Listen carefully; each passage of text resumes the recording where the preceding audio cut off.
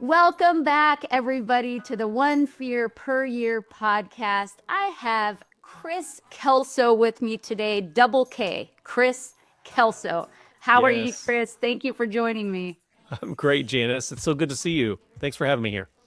So good to see you. And we met at the National Speakers Association's Yeah. conference recently, where I overheard something. We were sitting at a table with a group of people, and I just heard humble confidence, Mm. humble confidence. And I remember just like, I love that humble confidence. And I think that those words came from your mouth. So Yes. tell us a little bit about humble confidence, what you mean by that, how you came up with that. Yeah. So this idea came from my extensive research and study around imposter syndrome. And as you know, Janice, I wrote a book called Overcoming the Impostor, and I looked at this a lot, especially as it pertains to high achievers, entrepreneurs, and really driven professionals, creative. And in my own experience, I noticed that when I was experiencing self doubt, when I was experiencing imposter syndrome as an entrepreneur, I would fall into this cycle that I eventually called proud insecurity. And it was this cycle where I would be outwardly trying to project as much self-assurance and competence and even, it turned into hubris at times, but on the inside I was deeply insecure and I was worried that people were going to figure out that I really didn't know what I was doing or that I was just making it up as I went. And that tension, that difference between how I was acting on the outside and how I felt on the inside, it created a lot of tension and stress, and it was a lot of wasted effort and energy, and it was exhausting, to be honest with you. And so I was thinking about this, and I literally one day I said, well, if proud insecurity is so dangerous and destructive, and there's all kinds of reasons we could talk about of how that really hurts you in the long run, I said, well, what's the opposite of proud insecurity? Well, that would be humble confidence. And that phrase kind of came to mind, and I said, okay, well, what does that mean? What does that look like? And that's when I began to explore this idea of what does it mean to be both humble and confident at the same time? And what did you come up with? Well, What was it's your so exploration? humility and confidence are not opposites. In fact, they make really good partners. And that starts with making sure that we have the right definitions of humility and confidence. And so, one of my favorite quotes on humility comes from author Rick Warren, who said, he said, humility is not thinking less of yourself, it's thinking of yourself less.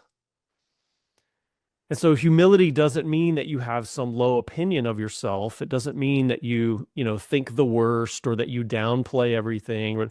It really means that you quit focusing on yourself and what everyone thinks of you.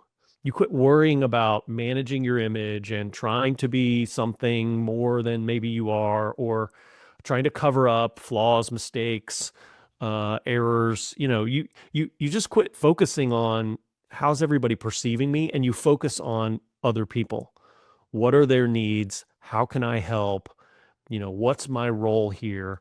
And so that when you think of humility that way, it's not in conflict with confidence. In fact, it can actually be a real help to confidence, because what I noticed is when I started practicing thinking of myself less and focusing on other people, I was also less insecure.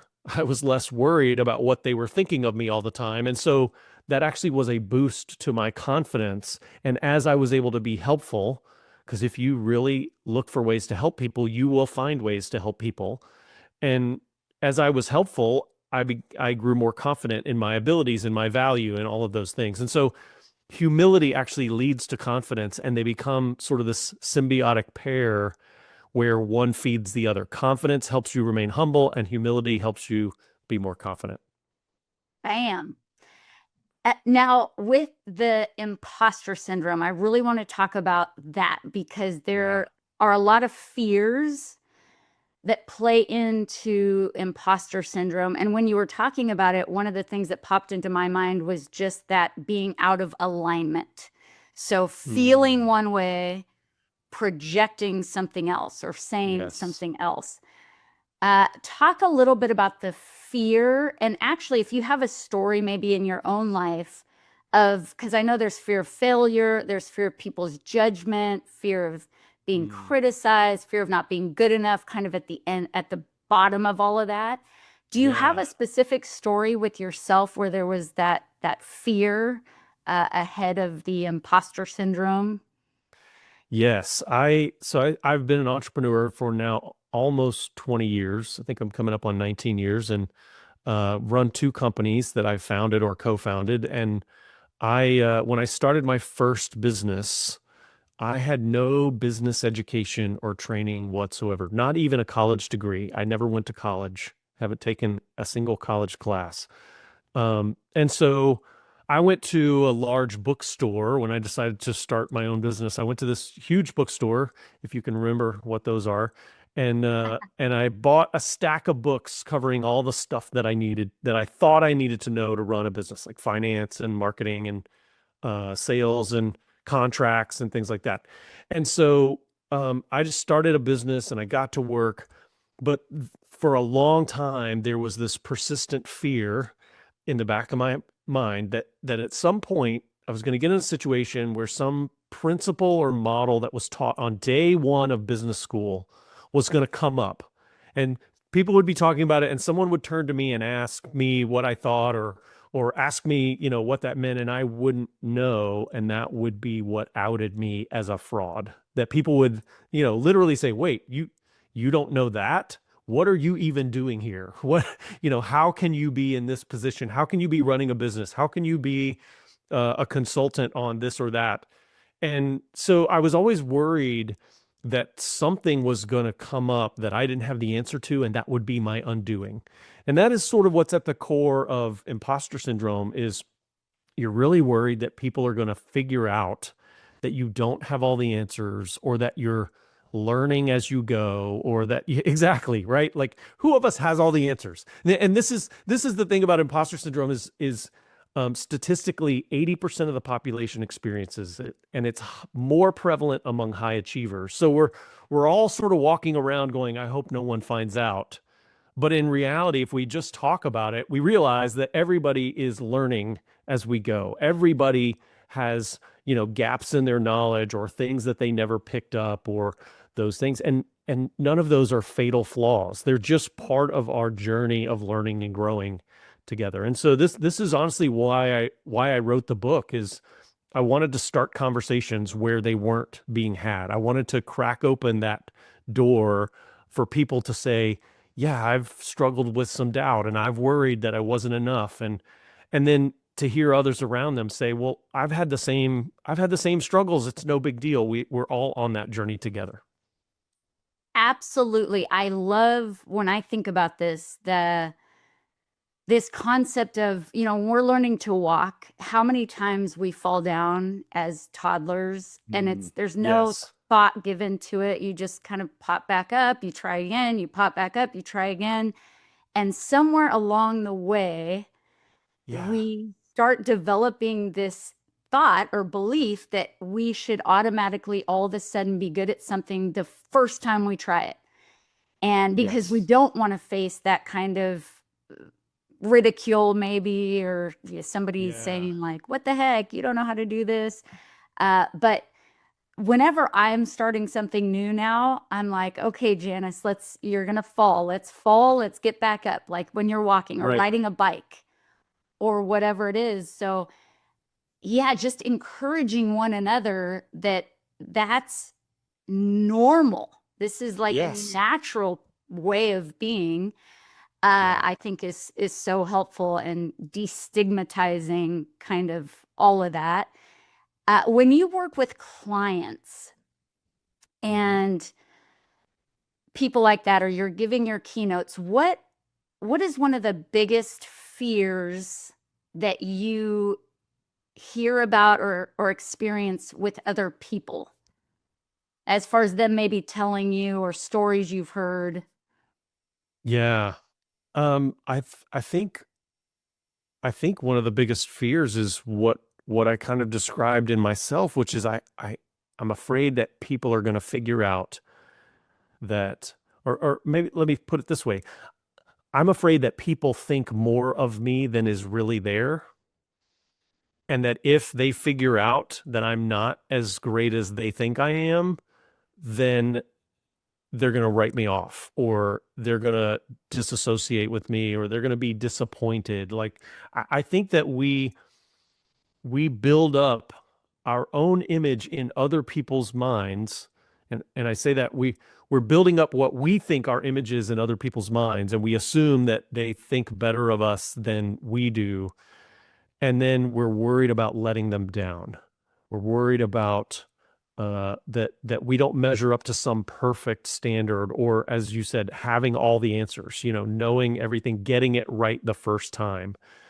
And so, they worry that, man, if I fail in public, or if I say something wrong, or if people figure out that I didn't go to business school, then they're going to lose respect for me, or they're going to be disappointed in me, or I'm going to lose opportunities as a result. And so they feel this pressure to maintain a facade that they didn't even intentionally create. They feel like other people are putting that pressure on them.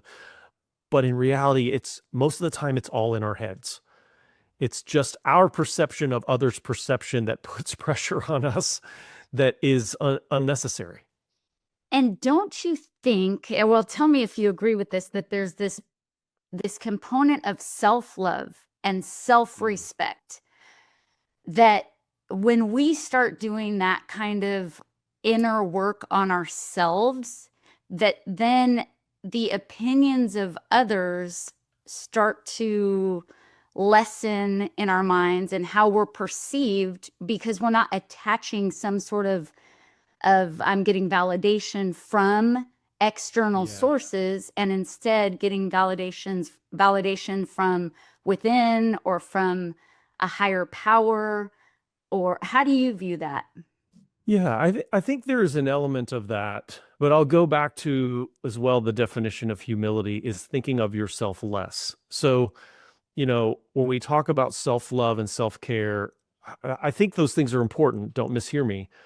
But you can be so focused on those that your focus is all inward, and you're not focusing outward on others. And I believe true fulfillment in life comes through helping other people, through being of service to someone, through providing value to people around you. And so I think it's sort of a 1-2 punch. You need to take care of yourself and make sure that you're emotionally healthy, but you can't become so consumed with that inward focus that you forget about the people around you. The thing you really want to avoid is worrying about what others think of you. So, in both of these cases, in taking care of yourself, in getting your value from something other than just other people's opinions, and in focusing on how do I be helpful? How do I help them? What can I offer instead of what do I need? In both of those cases, you're not focused on what are people thinking of me. And that's where so much of this comes from, is worrying about other people's opinions. Totally. And I mean, I'll just share my experience. Why I'm asking these questions is because I was raised a missionary kid and in the church, and we were taught a lot, focus on others, it's nothing to do with self. So that's how I grew up. But I had this really poor view of myself. I feel like because of that a little bit, and other things in life, experiences. Yeah. So when I hit rock bottom after my divorce and started really working on myself, it was like I had to almost start from scratch, in the sense that I had to go back and go very inward and do a lot of internal work, because I was a people pleaser. So I was too focused on, I'm going to do everything for everybody else. But my intention was not from a good place. It was like, I'm doing this so that you could tell me how great I am. And then, so what's your experience like with people pleasers in that way? Yeah, I think it's a good distinction between people pleasing, which again, a lot of that comes back to what do they think of me, right? It's still sort of a selfish thing when you're people pleasing to try to maintain good opinions of yourself and, focusing too much on that. But, since you mentioned the church and religion, Jesus himself said, love your neighbor as you love yourself. Well, you can't love your neighbor as you love yourself if you don't love Love yourself. yourself. But if you only love yourself, that's not healthy either, right? So it's a balance. It's a symbiosis, and it's so you need both. Loving yourself is not the goal, but you need to love your neighbor as you love yourself. So you have to do both, and you have to take care of both. Totally. And that's where I always kind of got caught up, because there's a lot of people who do believe that loving yourself is negative. And I would always think of that verse that you pointed out. It's like, if you're giving from an empty cup, or Yeah. I mean, there is a reason why Yeah. you put the oxygen mask on yourself first. And I get the distinction with Yes. arrogance, where it's like, oh, this is just all about me. And so I think a lot has to do with deeper intentions that Yeah. kind of underlie all that. But I Yeah. just find it fascinating because it's a big part of my life. So I love having these Yeah. conversations and hearing other people's Yeah. opinions on it. Now, for you, when you consult and talk to people about imposter syndrome, what is one of the most maybe surprising things that you have found in doing that work? Um, when I when I originally wrote my book, I interviewed a lot of entrepreneurs and other types of leaders, and to try to find out, what are the different ways that this shows up, and really get a well-rounded view. The early research on imposter syndrome it goes back to the 1970s. The early research was only done on professional women. And so there was a misconception for a period of time that this was largely a woman's problem, and it was an issue of women trying to compete in a man's world and this sort of thing. But that's just because that was where the original researchers focused. As the research has broadened, and now numerous studies have shown that men and women experience it almost equally, though I will admit that in my experience, women are a lot more willing to talk about it than men.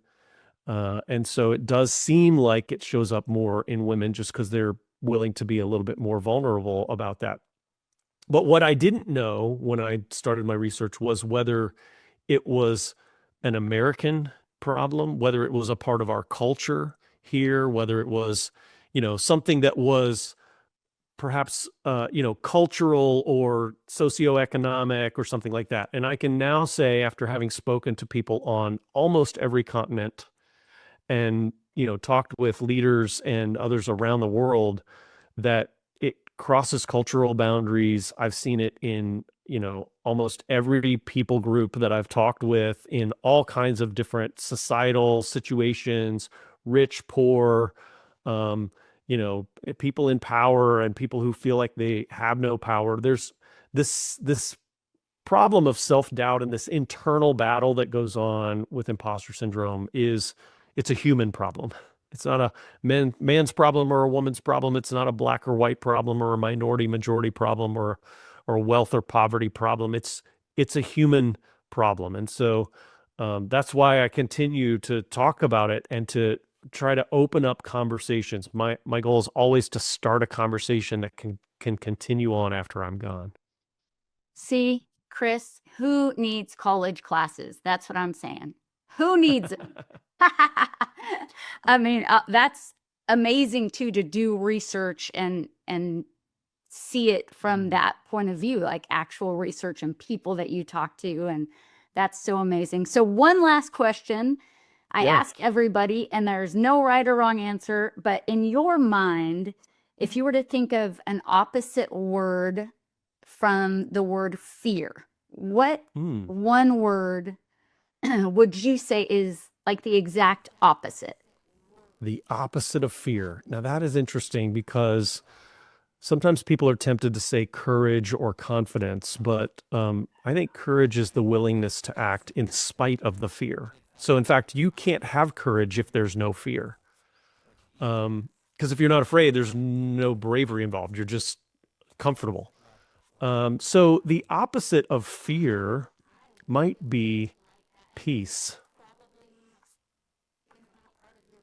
If you have no fear, then your heart can be at rest. You may be working really hard. You may be, it doesn't mean you're sitting still or doing nothing, but when you have no fear, you're you're okay. You're comfortable even in your exertion of effort, even in your pushing yourself. The absence of fear would allow you to stay at peace even as you journey and work and strive and grow and all of those things. So I think peace is probably a good answer.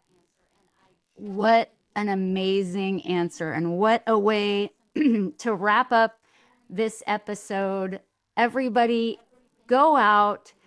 Don't be afraid to fall. We all do it. It's how we grow, it's how we learn.